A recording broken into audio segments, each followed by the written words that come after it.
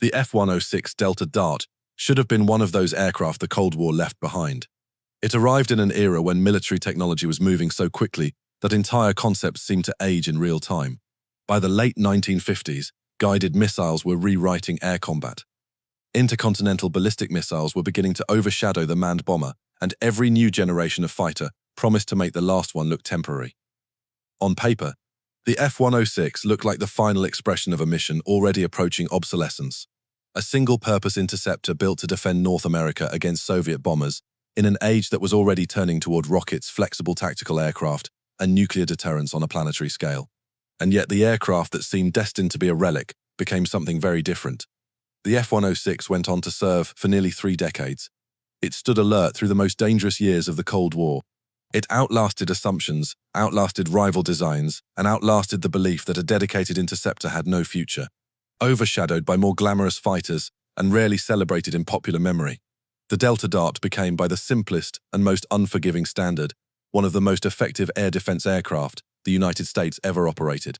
RWWOO, the F-106 was born from the air defense panic of the early Cold War, when American planners assumed that if war came with the Soviet Union, it might begin with streams of long-range bombers crossing the Arctic toward North American cities, command centers, and nuclear bases.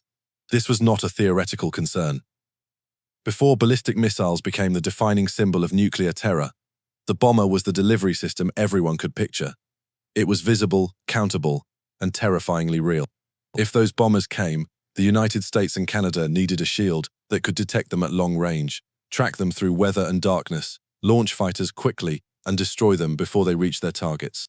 That meant building not merely a fast airplane, but an integrated weapon inside a larger defensive machine. The Air Force's interceptor programs of the 1950s were therefore not just about speed. They were about geometry, timing, automation, radar coverage, missile compatibility, and centralized command. The interceptor was only one moving part in a continental network that included radar stations, command computers, ground controllers, and the vast semi-automatic ground environment or SAGE system. In that architecture, the fighter did not have to be a dogfighting swashbuckler. It had to be the sharp end of a data-driven kill chain. Convair's earlier F-102 Delta Dagger had shown both the promise and the frustration of that concept. It introduced the Delta Wing interceptor shape, but its development was troubled, and only major aerodynamic refinement rescued its performance. Out of that struggle came the aircraft that had originally been conceived as the F-102B and then redesignated the F-106. It was not a simple update. It received extensive structural changes, a cleaner area-ruled fuselage, and the far more powerful Pratt & Whitney J75 engine. The result was a machine that finally delivered the speed, altitude, and systems integration that the interceptor mission demanded. The first F-106A flew in December 1956. Deliveries to the Air Force began in 1959, and production ended in 1960 after 277 single-seat F-106As and 63 two-seat F-106Bs had been built. Full operational status followed in late October 1959. Those dates matter because they explain the paradox at the heart of the Delta Dart story. The aircraft became fully operational at almost the exact moment. The strategic conversation was beginning to move beyond the classic high-altitude bomber threat. The missile age was arriving. New multirole fighters were on the horizon. To some observers, the F-106 looked like the perfected answer to yesterday's question. That judgment was understandable, but it was also premature. The reason was simple. Strategic revolutions rarely erase older threats overnight. Even as ballistic missiles seized the imagination of planners and politicians, the Soviet bomber force remained large, modernized, and operationally relevant. Bombers could be dispersed, recalled, redirected, and used for signaling in ways missiles could not. They could approach along different routes, exploit weather, and force a defender to maintain an expensive, permanent state of vigilance. The bomber threat did not vanish because a new threat appeared beside it. It merely had to share the stage. That mattered especially in the north, where distance was both protection and vulnerability. Radar lines might provide warning, but warning was only useful if an interceptor could turn information into action before the tracks reached critical targets. The F-106 fit that timing problem almost perfectly. It was fast enough to capitalize on early detection, sophisticated enough to mesh with computerized control, and specialized enough that crews and commanders understood exactly what it was for. In an age increasingly fascinated by flexibility, the Delta Dart derived strength from being uncompromisingly narrow. It answered one question better than almost anything else in the American inventory. If hostile bombers appeared over the approaches to the continent, what launches now? Because while doctrine was evolving, geography had not changed. North America was still vast. Soviet aviation had not disappeared. Long-range bombers still mattered, and they still had to be intercepted if they crossed warning lines. Even in the missile age, no policymaker could simply assume that bombers no longer counted. The United States needed an aircraft that could launch in bad weather, climb rapidly, accept guidance from the Continental Air Defense Network, reach a hostile formation at high speed, and attack with minimal delay. The F-106 was built for exactly that mission, and it did it with a level of refinement earlier interceptors had struggled to achieve. Its greatest strength was not any single performance number, though the numbers were impressive. The Delta Dart could exceed Mach 2, and in December 1959, Major Joe Rogers set a world absolute speed record in an F-106A at 1,525.95 miles per hour. It could reach high altitude quickly, and in interceptor work that mattered more than theatrical maneuverability.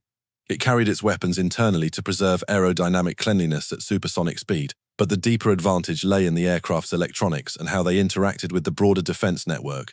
In a mission built around minutes, that kind of seamlessness was revolutionary. The Delta Dart was not merely fast in the abstract, it was fast within a system, which is far more important. Raw speed alone impresses crowds. Timed speed under control protects nations at home. At the center of that capability was the Hughes MA-1 electronic guidance and fire control system, one of the most sophisticated airborne interception systems of its era. In operational use, the F-106 could be linked to SAGE after takeoff and guided toward the proper altitude and attack position with an extraordinary degree of automation. In effect, much of the intercept geometry could be managed by the combined ground and onboard system, allowing the pilot to focus on the final stages of the engagement. The MA-1 was not a gadget bolted onto an airplane. It was the brain of the weapon system. Once in position, it could support the launch sequence for the aircraft's standard armament, 4 AIM-4 Falcon missiles, and the AIR-2 Genie, the unguided nuclear-tipped air-to-air rocket designed to obliterate bomber formations with blast rather than precision. That combination can sound almost absurd today, but in Cold War context, it made ruthless sense. The interceptor's job was not to win a cinematic duel. It was to stop a raid before bombs fell on North America. If that meant a pilot racing through cloud and darkness under computer guidance to fire a nuclear rocket into a mass of incoming bombers, then that was the mission. The F-106 was built around that brutal logic, and because it was built around it so completely, it became exceptionally good at it. This is where the Delta Dart's reputation as America's most successful interceptor begins to make sense. Success for an air superiority fighter is often measured in victories, aces, and dramatic combat footage. Success for an interceptor guarding the homeland is measured differently. It is measured in readiness, reliability, response time, and the credibility of deterrence. The best interceptor is not necessarily the one with the most famous war record. It is the one that stays on alert year after year, integrates cleanly into the command system, and gives political leaders confidence that an air attack can be met immediately. By that standard, the F-106 excelled. It became Air Defense Command's primary alert interceptor through the 1960s, continued in that role through the 1970s, and remained relevant into the 1980s. That longevity was not an accident. It reflected a rare convergence of aerodynamic efficiency, systems maturity, and operational practicality. The airframe itself proved remarkably durable. The design's structural integrity was such that the originally expected fuselage life of around 4,000 hours was eventually doubled, without evidence that the aircraft had truly reached its limits. For a high-performance Cold War interceptor, that mattered enormously. A machine that can survive the calendar and the maintenance burden often defeats supposedly superior concepts that look better in brochures than on alert ramps. The F-106 also benefited from clarity of purpose. Many Cold War aircraft were asked to become too many things at once. They were designed for one mission, modified for another, and judged harshly because they performed all tasks only adequately. The Delta Dart was different. It was a specialist, and in its specialty, it was outstanding. It did not need to be a strike aircraft, a battlefield support platform, or a carrier fighter. It had to defend the continent. That narrow focus, far from being a weakness, made it efficient. There was also a subtler reason the aircraft lasted so long. It matured into reliability. Early Cold War aviation was full of brilliant designs that remained temperamental. The F-106 certainly had development problems, and it emerged from the same turbulent period that produced many difficult Century Series aircraft. But once the Delta Dart entered service and the system around it stabilized, crews came to regard it as dependable. Its mission profile was demanding but consistent. Its maintenance ecosystem was established. Its electronics, though complex, were embedded in a role for which they had been designed from the beginning. In the world of air defense, predictability is combat power. That does not mean the aircraft lived in strategic isolation.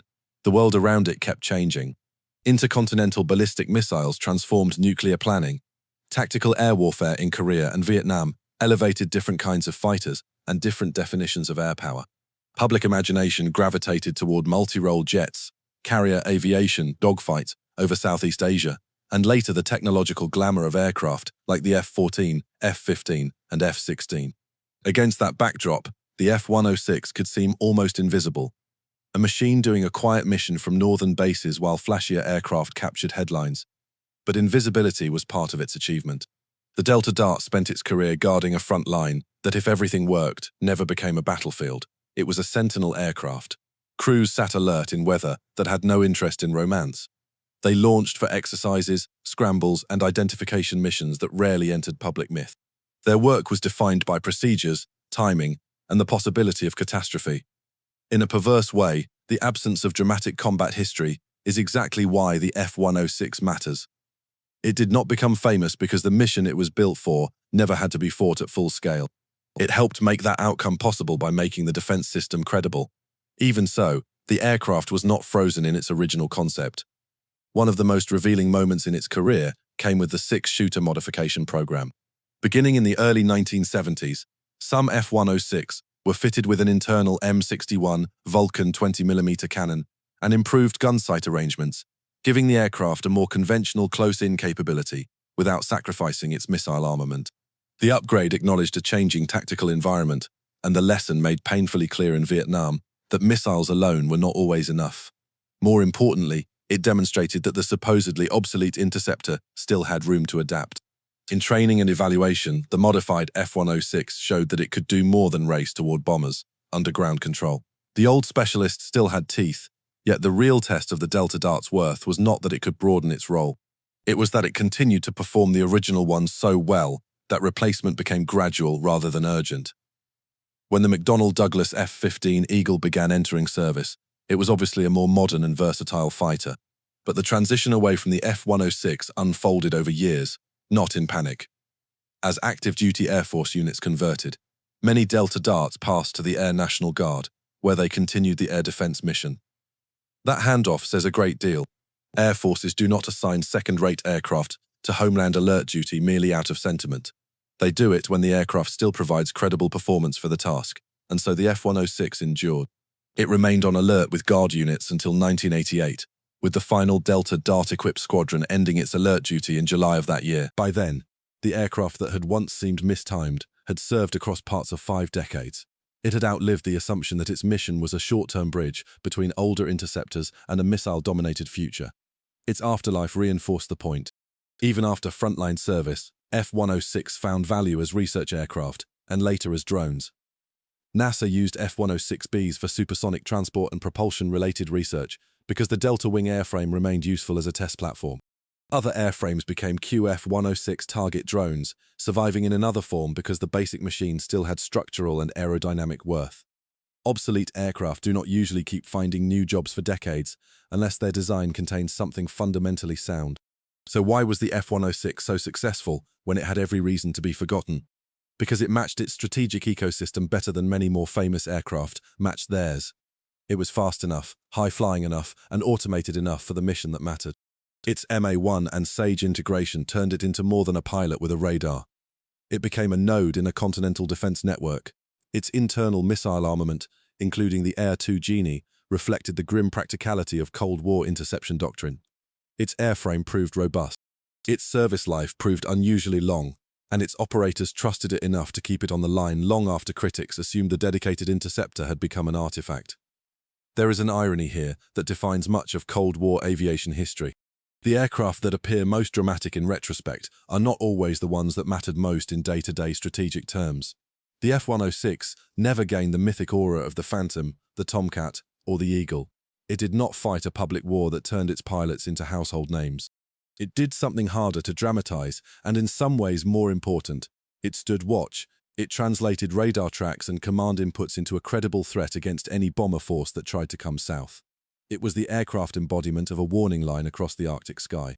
In the end, the Delta Dart was supposed to be obsolete because the world around it changed so quickly. Instead, it became indispensable because it was almost perfectly tailored to one enduring problem. North America still needed defending. Soviet bombers still existed. The air defense network still required a fast, dependable interceptor at its sharp end. And for nearly 30 years, the F-106 filled that role with such competence that its very lack of drama obscured its achievement. That may be the clearest measure of its success. The F-106 Delta Dart did not become America's most successful interceptor by chasing fame. It did it by becoming a system that worked, an aircraft of speed, radar logic, missile integration, and relentless readiness. It was meant for a mission many thought history had already outgrown. Instead, it guarded the continent so effectively, and for so long, that the supposedly obsolete interceptor became the standard by which American air defense would be remembered.